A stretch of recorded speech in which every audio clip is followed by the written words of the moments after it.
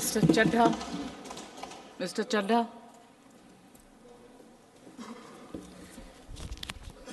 क्या बीजेपी भारत देश में निष्पक्ष चुनाव खत्म करना चाहती है? क्या भाजपा की सरकार लोकतंत्र की कोई अहमियत नहीं समझती? क्या भाजपा की सरकार के लिए संवैधानिक संस्थाओं की कोई अहमियत नहीं है? क्या भाजपा सरकार हर संवैधानिक संस्था को अपनी कठपुतली बनाना चाहती है? क्या भाजपा सरकार सुप्रीम कोर्ट के फैसले की कोई सम्मान नहीं करती, उसकी कोई अहमियत नहीं समझती? ये कुछ सवाल हैं जो बिल पढ़ने के बाद मेरे जहन में आए, और वो इसलिए आए क्योंकि इस बिल के माध्यम से ये सरकार चुनाव आयोग को पूरी तरीके से अपने नियंत्रण में लेना चाहती है, यानी कि चुनाव आयोग पे पूर्ण कब्जा चाहती है। मैम, चुनाव आयोग के 3 सदस्य होते हैं, एक मुख्य चुनाव आयुक्त यानी कि चीफ इलेक्शन कमिश्नर और 2 अतिरिक्त इलेक्शन कमिश्नर्स। इनकी चयन और नियुक्ति इस बिल के माध्यम से पूरी तरीके से सरकार के हाथों में आ जाएगी, और वे जिसको चाहें, चाहे वो पार्टी का शख्स हो, यस मैन हो, पार्टी मैन हो, जिस मर्जी को चाहें वे चुनाव आयुक्त बना सकते हैं। चुनाव आयोग की हमारे देश के चुनावों में बड़ी महत्वपूर्ण भूमिका है। किसका वोट बनेगा, किसका वोट कटेगा, ये चुनाव आयोग तय करता है। किस तारीख पर चुनाव होगा, कितने चरण में चुनाव होगा, ये चुनाव आयोग तय करता है। ईवीएम मशीन कहां भेजी जाएंगी, उसका नियंत्रण, उसका मैनेजमेंट, उसका योग, उसका प्रयोग, सारी चीजें चुनाव आयोग तय करता है। तो इसीलिए चुनाव आयोग एक बड़ी महत्वपूर्ण संस्था है इस देश के फ्री एंड फेयर इलेक्शंस के लिए। Ma'am, I will mince no words. This bill is going to destroy one of the few remaining independent institutions in India, that is the Election Commission, and thereby dislodge free and fair elections from India. ये bill 3 व्यक्ति या संस्था का अपमान है। पहला अपमान है सुप्रीम कोर्ट का। क्यों? क्योंकि सुप्रीम कोर्ट ने इसी साल मार्च 2 को 2 मार्च 2023 को 5 जजों की संवैधानिक पीठ ने सर्वसम्मति से एक फैसला दिया, और वो फैसला ये था कि सरकारी हस्तक्षेप, सरकार का कोई भी दखल चुनाव आयोग की नियुक्ति में नहीं होना चाहिए। यह खत्म करने के लिए हम एक समिति का गठन करते हैं। उस समिति के गठन से मुख्य न्यायाधीश को हटाकर एक कैबिनेट मंत्री को डालकर उसका संतुलन बिगाड़ने का काम और सुप्रीम कोर्ट के फैसले को पलटने का काम इस सरकार ने किया, ताकि एक ऐसी व्यवस्था बन जाए जिसमें जो शख्स ये चाहे वही चीफ इलेक्शन कमिश्नर बनेगा। यह इंसल्ट सुप्रीम कोर्ट की इसलिए है क्योंकि इसी साल के दिए गए संवैधानिक पीठ के सर्वसम्मति के 2 फैसलों को इस सरकार ने सदन के भीतर बिल लाकर बदल दिया। पहला था दिल्ली सेवा बिल, जो 8 दिन के भीतर ऑर्डिनेंस लाकर और फिर सदन के भीतर बिल लाकर बदला गया, और एक ये बिल जो 2 मार्च 2023 के सुप्रीम कोर्ट के फैसले को पलटता है और उस फैसले को पूरी तरीके से रिवर्स करने का काम करता है। मैं आपको यह बताना चाहूंगा कि यह सरकार इस बिल के माध्यम से एक प्रकार से सुप्रीम कोर्ट को खुली चुनौती दे रही है कि आपको जो फैसला देना है दीजिए, अगर हमें पसंद नहीं आएगा हम बिल लाकर उस फैसले को पलट देंगे। दूसरा इंसल्ट या अपमान इस बिल के माध्यम से चीफ जस्टिस ऑफ इंडिया का है। सुप्रीम कोर्ट का फैसला कहता है कि चयन समिति के 3 सदस्य होंगे, माननीय प्रधानमंत्री जी, माननीय नेता प्रतिपक्ष यानी कि लीडर ऑफ ऑपोजिशन, और 3rd chief justice of India. इन 3 मेंबरी समिति में से इस बिल के माध्यम से सरकार ने चीफ जस्टिस ऑफ इंडिया को हटा दिया और एक कैबिनेट मंत्री को उनकी जगह बिठा दिया।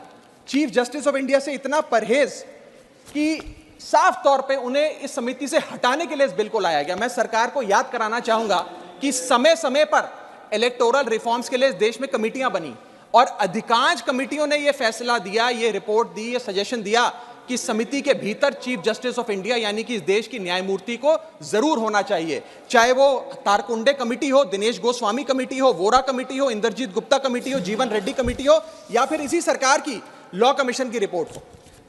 तीसरी इंसल्ट इस बिल के माध्यम से भाजपा सरकार एक ऐसे शख्स की कर रही है जो व्यक्ति भाजपा का संस्थापक थे, जो व्यक्ति आज भी भाजपा के मार्गदर्शक हैं, जो व्यक्ति भाजपा के भीष्म पितामह के नाम से जाने जाते हैं, वो व्यक्ति जो भारत देश के पूर्व प्रधानमंत्री रहे यानी कि लालकृष्ण आडवाणी जी, पूर्व उप प्रधानमंत्री रहे। मैम, 2 जून 2012 को, और मैं राज्यसभा के पटल पे इस लेटर को रखूंगा, 2 जून 2012 को माननीय लालकृष्ण आडवाणी जी ने उस समय के प्रधानमंत्री डॉक्टर मनमोहन सिंह को पत्र लिखकर कहा कि चुनाव आयोग की जो भूमिका है चुनावों में बड़ी महत्वपूर्ण है, उसकी नियुक्ति पर एक बहुत बड़ा संदेह, प्रश्न चिन्ह लगा हुआ है, और उसकी नियुक्ति सरकार के हाथ में नहीं होनी चाहिए। और वो लिखते हैं, the present system whereby members to the election commission are appointed solely on the advice of the prime minister does not evoke confidence in the people. keeping these important decisions as the exclusive preserve of the ruling party renders the entire selection process vulnerable and open to manipulation and partisanship. और वो कहते हैं कि समिति 5 सदस्यों की हो जो सीईसी की चयन करे, उनकी नियुक्ति करे, जिसमें प्रधानमंत्री हो, जिसमें लीडर ऑफ ऑपोजिशन लोकसभा हो, जिसमें लीडर ऑफ ऑपोजिशन राज्यसभा हो, जिसमें चीफ जस्टिस ऑफ इंडिया हो और कानून मंत्री हो। यानी कि 2 सदस्य सरकार के, 2 सदस्य ऑपोजिशन के और 1 न्यायपालिका के। ये समिति बड़ी अच्छी है। यानी कि अडवाणी जी भी चीफ इलेक्शन कमिश्नर की स्वतंत्रता के लिए, चुनाव आयोग की स्वतंत्रता के लिए लड़ते रहे, लेकिन इन लोगों ने अडवाणी जी को भी उनके हक की, उनके अधिकार की बात नहीं दी। आज मैं सदन में दूसरी बार लालकृष्ण अडवाणी जी के हक की, उनके अधिकार की बात मांगने के लिए खड़ा हुआ हूं। पहला जब उन्होंने दिल्ली सेवा बिल पर कहा था दिल्ली को पूर्ण राज्य का दर्जा दिया जाए, और आज जब उन्होंने कहा कि चीफ इलेक्शन कमिश्नर की नियुक्ति स्वतंत्रता से हो, निष्पक्ष तरीके से हो। आगे मैं 3 महत्वपूर्ण कारण बताना चाहूंगा मैडम, जिसके चलते ये बिल को आज मैं और मुझे लगता है समस्त विपक्ष अपोज करता है। पहला कि ये बिल पूरी तरीके से इलीगल है, गैर कानूनी है, और वो इसलिए है क्योंकि you can not reverse a supreme court judgment without changing the very basis of it. यानी कि अगर आपको सुप्रीम कोर्ट के फैसले को पलटना है तो सुप्रीम कोर्ट जिस फैसले को देते हुए जिस आधार को रेफर करता है, आपको उस आधार को बदलना पड़ेगा। आप सीधा फैसला नहीं पलट सकते। लेकिन इन लोगों ने सुप्रीम कोर्ट के फैसले की मूलभूत भावना को इस बिल के माध्यम से चोट पहुंचाने की कोशिश करी है और निष्पक्षता को चुनाव आयोग की भंग किया है। दूसरी कारण क्यों ये बिल गैर का, इसलिए क्योंकि ये बिल बेसिक स्ट्रक्चर, माइक, मेरा माइक चला गया, क्योंकि ये bill basic structure of the constitution के खिलाफ है। Basic structure of the constitution है free and fair elections, basic structure of the constitution है निष्पक्ष चुनाव और डेमोक्रेसी। अगर बायस्ड इलेक्शन कमीशन होगा तो चुनाव भी बायस्ड होगा। अगर गैर निष्पक्ष तरीके से चुनाव आयोग चुना जाएगा तो हिंदुस्तान में चुनाव भी गैर निष्पक्ष तरीके से होंगे। इसीलिए यह basic structure of the constitution को भी पूरी तरीके से वायलेट करता है। मैं आगे बताना चाहूंगा कि दूसरा महत्वपूर्ण कारण क्यों यह बिल एक प्रकार से सरकार के हाथ में चुनाव आयोग का पूरा नियंत्रण दे देता है। Why is the selection committee biased in the favour of the government? Supreme court ने कहा 3 मेंबरी समिति होगी जो तय करेगी कि चुनाव आयोग में कौन कौन बैठेगा, प्रधानमंत्री, लीडर ऑफ ऑपोजिशन और चीफ जस्टिस ऑफ इंडिया। इसमें से चीफ जस्टिस ऑफ इंडिया को निकाल बाहर कर एक कैबिनेट मिनिस्टर को इसमें डालकर पूरा नियंत्रण सिलेक्शन समिति का इन लोगों ने बिगाड़ दिया, जिसके चलते आज इस समिति में सरकार के पास 2 वोट हैं। 2:1 से सारे फैसले मेजॉरिटी से सरकार ले सकती है। इसमें सर्वसम्मति से फैसला नहीं लेना, यूनानिमिटी से फैसला नहीं लेना। सरकार चाहे तो 2:1 से कोई भी फैसला ले सकती है। यानी कि सारा नियंत्रण, कौन मुख्य चुनाव आयुक्त होंगे, कौन चुनाव आयुक्त होंगे, ये सरकार के हाथ में आ जाता है। और ये एक ऐसी व्यवस्था बनाता है कि एक पार्टी मैन, एक यस मैन चुनाव आयुक्त बन सकता है। वो दिन भी दूर नहीं कि चाहे भाजपा अगर कल तो संबित पात्रा को चीफ इलेक्शन कमिश्नर बना सकती है मैडम, और 2:1 के रेशियो से संबित पात्रा देश के चीफ इलेक्शन कमिश्नर बन सकते हैं। आप सोचिए कि ये कितना खतरनाक होगा अगर वो चीफ इलेक्शन कमिश्नर बन गए। मैं आगे चलता हूं। पैरा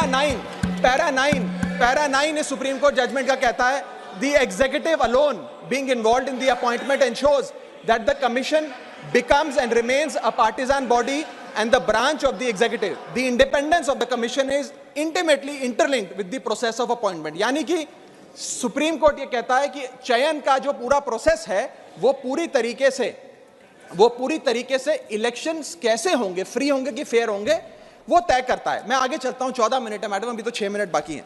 सुप्रीम कोर्ट आगे अपने पैरा 186 में हाईलाइट करते हुए कहता है, a person who is weak kneed before the powers that be cannot be appointed as the election commissioner. A person who is in a state of obligation or feels indebted to the person who has appointed him fails the nation and can have no place in the conduct of elections, forming the very foundation of our democracy. An independent person cannot be biased. It is important that the appointment must be overshadowed even by a perception that a yes man will decide the fate of the democracy and all its promises. यानी कि केवल निष्पक्ष चयन ही होना जरूरी नहीं है, निष्पक्ष चयन जनता को नजर आना भी जरूरी है। It must not only be done, it must be seen to be done. ये सुप्रीम कोर्ट बात कहता है। मैं आगे चलता हूं। तीसरा कारण कि क्यों हम इस बिल को अपोज कर रहे हैं वो है कि ये जो प्रपोज्ड सिलेक्शन कमिटी है इसमें कोई चेक्स एंड बैलेंसेस नहीं है। चेक्स एंड बैलेंसेस इसलिए नहीं है क्योंकि सारे फैसले तो सरकार के पक्ष में होंगे, 2 मंत्री सरकार के उसमें बैठे हैं, एलओपी को मात्र फॉर्मेलिटी के लिए इसमें बिठाया गया है, तो एक प्रकार का फिक्स्ड मैच इसमें नजर आता है। अब आप ही सोचिए, 3 मेंबरी समिति है जिसमें माननीय प्रधानमंत्री जी हैं, मान लेते हैं हमारे सदन के लीडर ऑफ ऑपोजिशन मल्लिकार्जुन खड़गे जी उसके सदस्य हैं, और 3rd मेंबर अर्जुन मेघवाल जी कानून मंत्री यहां बैठे हैं वो हैं। अब इनकी बैठक चल रही है, इसमें माननीय प्रधानमंत्री जी कहते हैं कि मैं रमेश नाम के शख्स को चीफ इलेक्शन कमिश्नर बनाना चाहता हूं। खड़गे साहब कहते हैं कि मैं रमेश को नहीं सुरेश को चीफ इलेक्शन कमिश्नर बनाना चाहता हूं। क्या अर्जुन मेघवाल जी जो इसी सरकार के कानून मंत्री हैं वो प्रधानमंत्री जी को ये कह सकते हैं कि नहीं नहीं नहीं प्रधानमंत्री जी रमेश ठीक नहीं है, खड़गे साहब ने जिसको नॉमिनेट किया है सुरेश, मैं भी उसी के हक में वोट देता हूं, उसका चयन हो, वो चीफ इलेक्शन कमिश्नर बने? ये तो हो ही नहीं सकता। तो जो सरकार चाहेगी वही होगा। तो एक प्रकार से निष्पक्षता और स्वतंत्रता चीफ इलेक्शन कमिश्नर की खत्म करने का काम ये करती है। हमने बचपन में एक मुहावरा सुना था, जिसकी लाठी उसकी भैंस। तो ये पूरी तरीके से इस बिल में सिद्ध होता है कि लाठी भी इनकी, तो फिर इस कानून के माध्यम से भैंस भी इनकी। मैं आपको एक और उदाहरण के माध्यम से समझाता हूं। मान लीजिए भारत और ऑस्ट्रेलिया का क्रिकेट मैच हो रहा है, उस क्रिकेट मैच में अंपायर कौन होगा वो एक 3 मेंबर की समिति तय करेगी जो मैच कराएगी। वो 3 मेंबर की समिति में एक ऑस्ट्रेलिया के कैप्टन पैट कमिंग्स होंगे, दूसरे ऑस्ट्रेलिया के प्रसिद्ध प्लेयर डेविड वार्नर होंगे, और 3rd भारत के कप्तान रोहित शर्मा होंगे। अब ये 3 मेंबरी समिति अगर किसी अंपायर को चुनेगी तो वो अंपायर तो हमेशा ही ऑस्ट्रेलिया के साथ होगा, क्योंकि 2-1 की बहुमत ऑस्ट्रेलिया के साथ है। तो क्या निष्पक्ष मैच हो सकता है? क्या इंडिया इंडिपेंडेंट मैच खेल सकती है? ऐसा ही कुछ इस चुनाव आयोग के गठन से, इस बिल के आने के बाद इस देश में होने जा रहा है। मैं आगे चलता हूं मैडम, मुझे बोलने दीजिए। इसका माध्यम, मैडम मुझे बोलने दीजिए, मुझे डिस्टर्ब ना करें।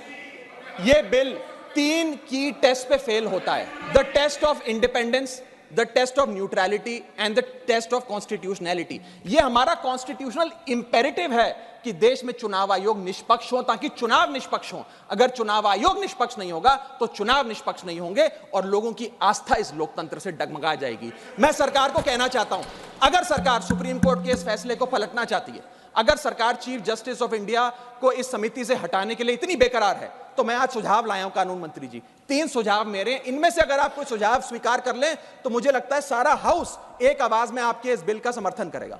पहला सुझाव यह है, ये 3 ऑप्शन लाया हूं आपके लिए। पहला ऑप्शन यह है कि चुनाव आयोग का गठन, कौन चीफ इलेक्शन कमिश्नर होगा और कौन इलेक्शन कमिश्नर्स होंगे, इसका गठन 2 मेंबरी समिति करे, जिसमें 2 लोग हों, प्रधानमंत्री और लीडर ऑफ ऑपोजिशन, ये विपक्ष के नेता। ये 2 मेंबर्स सर्वसम्मति से फैसला ले, यूनानिमिटी से, क्योंकि 2 लोगों में मेजॉरिटी तो हो नहीं सकती, तो 2 लोग सर्वसम्मति से फैसला ले, जो भी नाम तय करेंगे हम सब मान जाएंगे। ये ऑप्शन 1। ऑप्शन 2 मैं देना चाहूंगा सरकार को, जो लालकृष्ण आडवाणी जी ने दिया था। लालकृष्ण आडवाणी जी की बात मान लीजिए, मेरी मत मानिए, आपको आम आदमी पार्टी तो पसंद नहीं, पर अपने पेट्रियार्क फाउंडिंग फादर, आपके पितामह भीष्म लालकृष्ण आडवाणी जी का फॉर्मूला ले लीजिए। 5 मेंबरी समिति, प्रधानमंत्री, कानून मंत्री, leader of opposition in Lok Sabha and Rajya Sabha और chief justice of India.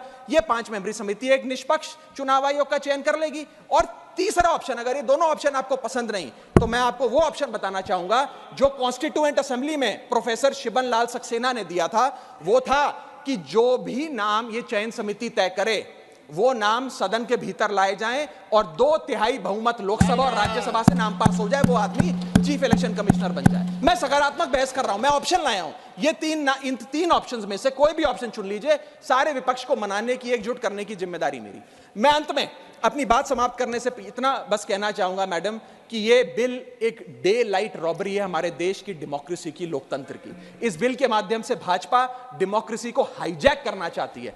And I on behalf of the आम आदमी party oppose this bill, vehemently oppose this bill, because this bill will ensure that India, which is today known as the mother of democracy, will tomorrow unfortunately be known as for mockery of democracy. Mother of democracy से mockery of democracy तक का सफर आप इस bill के माध्यम से तय करने जा रहे हैं। मैं हाथ जोड़कर आपसे विनती करूंगा, इस बिल को वापस लीजिए। लोगों की देश के लोकतंत्र में बहुत आस्था है, उस आस्था से खिलवाड़ करने का काम मत कीजिए। बहुत बहुत शुक्रिया। जय हिंद, जय भारत।